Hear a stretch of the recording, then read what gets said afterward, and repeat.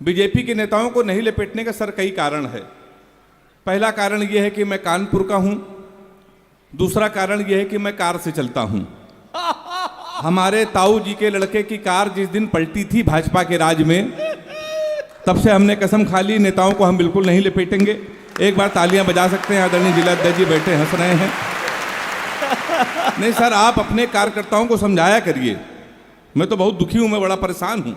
ये हमारा दायां वाला हाथ 1 महीने से नहीं उठ रहा है आपके कार्यकर्ता के चक्कर में। 15 दिन मुझे पहले मिल गया तो हमने कहा क्या हुआ? कहने लगा पांडे जी हमारे मुंह न लगो, हम बहुत भरे बैठे हैं। तो हमने कहा हुआ क्या? कहने लगा 1 महीने पहले हमारी शादी हुई थी, हमारी पत्नी मायके चली गई, वो लौट के नहीं आ रही है, हमारी तलाक होने वाली है। तो हमने कहा मूर्ख अपनी पत्नी को ले आ, इशारा समझ जाना। तो अगर आपको मजा आ जाए तो हाथ उठा के ताली बजाना। हमने कहा अपनी पत्नी को ले आओ। कहने लगा नहीं हमारी पत्नी नहीं आ रही है, लग रहा हमारा तलाक हो जाएगा। तो हमने कहा तुम लोग राम को ला सकते हो, मूर्ख अपनी पत्नी को नहीं ला सकते हो। ताली बजाइए। देखिए ये झूठ है। आदरणीय कृष्णन जी ने कहा था यहाँ कोई देखे ना भाजपाई है ना कोई कांग्रेसी है, यहाँ सारे बड़े दिल वाले बैठे हुए हैं। मैं आदरणीय गुरु जी को प्रणाम करता हूँ। बड़ा ख्याल रखते हैं हम कवियों का, हम शायरों का बड़ा ख्याल रखते हैं, क्योंकि स्वयं बड़े एक कवि हैं। हम कवियों का इतना ही ख्याल रखते हैं आजकल जितना कि मोदी जी नीतीश कुमार का रख रहे हैं। नीतीश जी के लिए 3 बजे मोदी जी फोन करते हैं अपने पीए को, कहते कंफर्म करो नीतीश जी सोए कि नहीं। जब उनका पीए कह देता नीतीश जी सो गए हैं तब मोदी जी सोते हैं।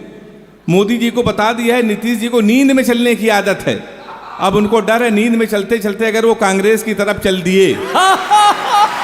ताली बजाए एक बार जोरदार। हाँ, बहुत देर बाद नंबर आया है लेकिन बहुत अच्छे कवि हैं हम। अब जो कवि आदरणीय कृष्णन जी को लपेटने की कोशिश कर सकता है तो बड़ा कवि होगा ही होगा वो। 15-20 मिनट में आपके बीच में रहूंगा। मैं कानपुर में रहता हूं, एक स्कूल में पढ़ाता हूं। हास्य कवि अगर टीचर हो जाए तो बच्चे का भविष्य आप समझ सकते हैं। हमने अपने स्कूल के एक बच्चे से पूछा, हमने कहा बेटा ये बताओ 1 किलो रुई और 1 किलो लोहा दोनों में भारी क्या होगा? उसने कहा मास्टर साहब लोहा भारी होगा। मैंने कहा बेवकूफ, मैं जो तुमसे कह रहा हूं कि 1 किलो रुई 1 किलो लोहा, जब दोनों 1 किलो है, रुई भी 1 किलो है, लोहा भी 1 किलो है, तो लोहा कैसे भारी होगा? इसका जवाब सुनिएगा। उसने कहा मास्टर साहब आप हमको 1 किलो रुई फेंक के मारिए, हम आपको 1 किलो लोहा फेंक के मारते हैं, आप जान जाएंगे क्या भारी होगा। हमने दूसरा क्वेश्चन पूछा, हमने कहा हिंदुस्तान में सबसे तेज उड़ने वाले पंछी का क्या नाम है? उसने जवाब दिया हाथी। हमने खड़े हो जाओ तुम्हारे बाप क्या करते हैं? उसने कहा योगी जी के बुलडोजर चलाते हैं। हमने कहा बैठ जाओ, हाथी सही जवाब। हाँ, तालियां कमजोर हैं आपकी, तालियां आनी चाहिए थोड़ी देर। तो आप समझ जाएंगे बच्चे कितने होशियार। भाई साहब सौरभ भैया बता रहे थे कानपुर के लोग कितने अच्छे होते हैं। मैं तो अभी जब लाफ्टर शो की शूटिंग कर रहा था, लौट कर आया तो मेरी घड़ी खराब। आप दुनिया में कहीं भी चले जाइए पर कानपुर जाएंगे तो लगेगा इतने विचित्र लोग कानपुर में ही रहते हैं।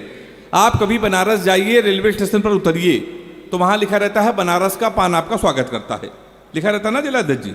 आप आगरा जाइए वहाँ उतरिए, वहाँ लिखा रहता है आगरा का पेठा आपका स्वागत करता है।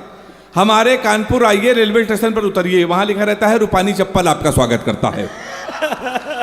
मैं उसी कानपुर से आया हूँ साहब। मैं तो मुंबई में शूटिंग कर रहा था, वहाँ से लौट के आया तो मेरी घड़ी खराब। मैंने जीवन का सबसे बड़ा पाप ये किया कि कानपुर वाले से टाइम पूछ लिया। हमने कहा भैया टाइम क्या हो रहा है? तो हमसे कहने लगा ऐसा गुरु तुरंत यहाँ से निकल लो, टाइम बहुत खराब है। हमारे मुंह बिल्कुल मत लगना नहीं तो तुम्हारा टाइम भी खराब हो जाएगा। तो हमने कहा भाई टाइम ना बता दे, ये बता दे तेरा मूड क्यों खराब है। अब उसका जवाब सुनना और सारे लोग ताली बजा। हमने तुम्हारा मूड क्यों खराब है? उसने कहा भाई साहब एक लड़की इसको हमने इतना कहा कि बड़ी कमजोर है कुछ खाया कर, वो हमारा 50,000 रुपए खा गई। तुम साले हमारे मुंह लगे हुए हो, हमारे मुंह बिल्कुल में लगना बहुत भरे बैठे हैं। तुमने कहा ऐसा क्या हुआ? कहीं हुआ कुछ नहीं भाई साहब, एक लड़की के चक्कर में 5 साल से लगे थे। हम समझते थे हमसे प्यार करती है, मुझसे प्यार करते हैं। हम उसको दुनिया की सबसे मर्यादित सबसे संस्कारित लड़की समझते थे। तो इसमें हुआ क्या? कहीं हुआ कुछ नहीं, हमारे नगर निगम का चुनाव चल रहा है, उसको मिल गई है पार्षद की टिकट। पूरे शहर में होल्डिंग लगी है युवा दिलों की धड़कन पुष्पा पाल। तुम हमसे टाइम पूछ रहे हो, लोग तो नारा लगा रहे हैं मोहर मारो तान के पुष्पा को पहचान के। कल एक लड़का कान में नारा लगा रहा था, इस बार हाथ उठा के ताली बजाना, लैया बड़ी करारी है पुष्पा पाल हमारी है। क्या बात है। आप समझ जाए भाई साहब हमारा उत्तर प्रदेश कितना अच्छा है। ऐसा नहीं है जिलाध्यक्ष जी कि हमारे यहाँ कानपुर के नेता खराब हैं, हमारे कानपुर के नेता भी बहुत अच्छे हैं। मोदी जी ने सफाई अभियान पूरे देश में कर रखा है। हमारे कानपुर में भी सफाई अभियान चल रहा है।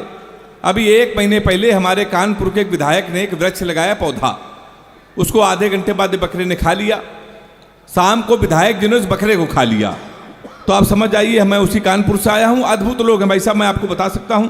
लोग बड़ी तुलना करते हैं, कहने लगा यार ये तुम्हारे उत्तर प्रदेश के लोग, हरियाणा के लोगों को देखो ये स्वर्ण पदक जीतते हैं, पंजाब के लोगों को देखो स्वर्ण पदक जीतते हैं, तुम अपने उत्तर प्रदेश के लोगों को देखो, ये संभल के लोगों को, हापुड़ के लोगों को, ये अपने कानपुर के लोगों को। तो हमने कहा भाई साहब जमीन आसमान का अंतर होता है।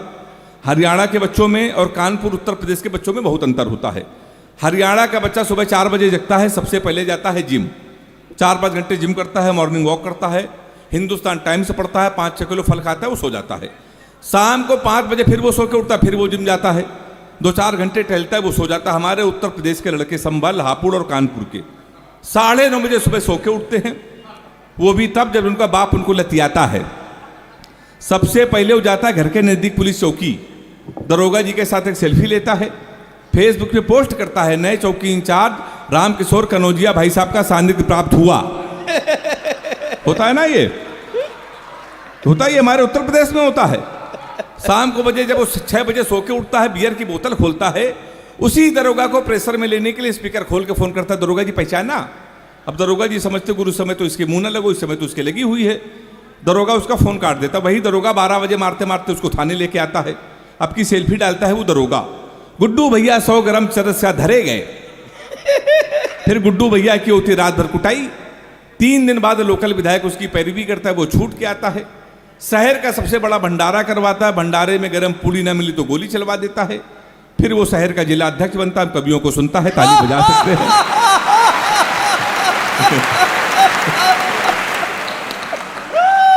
नहीं, आपके लिए नहीं है, मुझे सुरक्षित कानपुर भी जाना है। मुझे मालूम है आप सबसे अच्छे जिला अध्यक्ष हैं पूरे उत्तर प्रदेश के।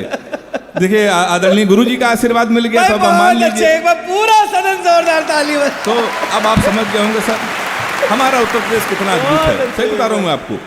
अभी नीरज चोपड़ा ने भाला फेंक के स्वर्ण पदक जीता, तो ये गौरव चौहान हमारे प्रिय भाई हैं, कहने लगा यही भाला अगर पाकिस्तान में फेंक दिया जाए, पाकिस्तान तो खत्म। हमने कहा इसमें हिंदुस्तान की बेइज्जती, ये भाला इतना बड़ा, पाकिस्तान इतना बड़ा। 4 लाइन में मैंने पाकिस्तान को निपटा दिया है, अगर वो निपट गया हो तो तालियों का महोत्सव करना। मैंने लिखा कपड़े जिस पे टंगते हैं वो कीली फेंक के मारेंगे, कसी हुई ना मिल पाई तो ढीली फेंक के मारेंगे। जो भाला फेंका नीरज ने वो चीन की खातिर रखा है, पाकिस्तान तुमको तो हम तीली फेंक के मारेंगे।